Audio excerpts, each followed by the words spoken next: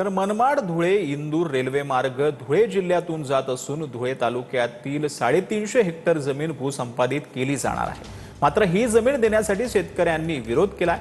जमिनीच्या बदल्यामध्ये शासनाकडून कवडी मोल भाव दिला जाणार असल्याचा शेतकऱ्यांचा आरोप आहे। शासनाने यापूर्वी सुद्धा अधिग्रहण केलेल्या शेती आहेत। नॅशनल हायवे क्रमांक 3 व समृद्धी महामार्ग या पद्धतीने आम्हाला मोबदला मिळावा। आम्ही शेती देण्यात नकार देत नाही, परंतु आमची रोजीरोटी हिणून घेत आहे शेतीची। शेतकऱ्यांना कुठलाही या ठिकाणी व्यवसाय करता येणार नाही। आम्हाला योग्य मोबदला मिळाल्याशिवाय आम्ही शासनाला कोणत्याही पद्धतीत शेती मोजू देणार नाही, हे आमचं प्रामाणिक वचन आहे आणि हा पक्का निर्धार आमचा शेतकऱ्यांचा आहे। तर भीडच्या गेवराईमध्ये 4 घरांवर 30 जणांकडून हल्ला झाल्याची घटना घडली। हल्लेखोरांकडून घरातील साहित्याची तोडफोड करण्यात आली आहे। या हल्ल्यामध्ये 3 महिला जखमी झालेल्या आहेत। जखमी महिलांवर बीड जिल्हा रुग्णालयामध्ये उपचार सध्या सुरू आहेत। 3 आरोपींविरोधात विनयभंग आणि ॲट्रॉसिटी अंतर्गत गुन्हा दाखल करण्यात आला आहे।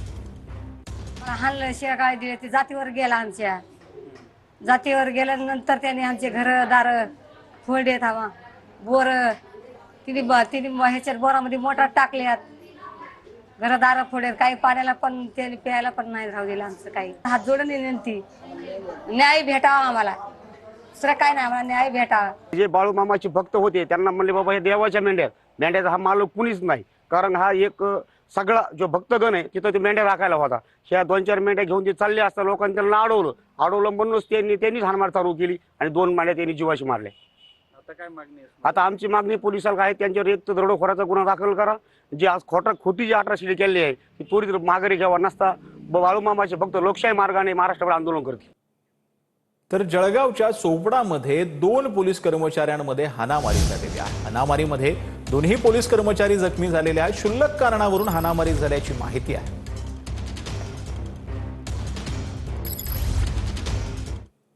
तर जळगावमधील रामेश्वर कॉलनीमध्ये दुचाकी जाळण्याच्या प्रकरणामध्ये दुचाकीवरून जाणारे 2 संशयित सीसीटीव्ही कॅमेऱ्यामध्ये कैद झाले आहेत। याच दोघांनी दुचाकी जाळण्याचा रहिवाशांचा संशय आहे।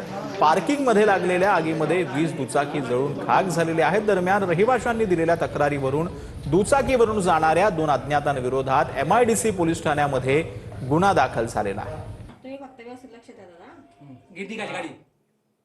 तर अमरावतीच्या कटोरा नाका परिसरामध्ये एका सोने व्यावसायिकाला लुटण्यात आलं होतं। या प्रकरणात 7 आरोपींना अटक करण्यात आली असून त्यांच्याकडून 1,32,32,000चा मुद्देमाल जप्त करण्यात आलाय। लुटलेल्या सोन्याची वाटणी करण्याच्या तयारीत असतानाच पोलिसांनी आरोपींना सापळा रचून अटक केलेली आहे।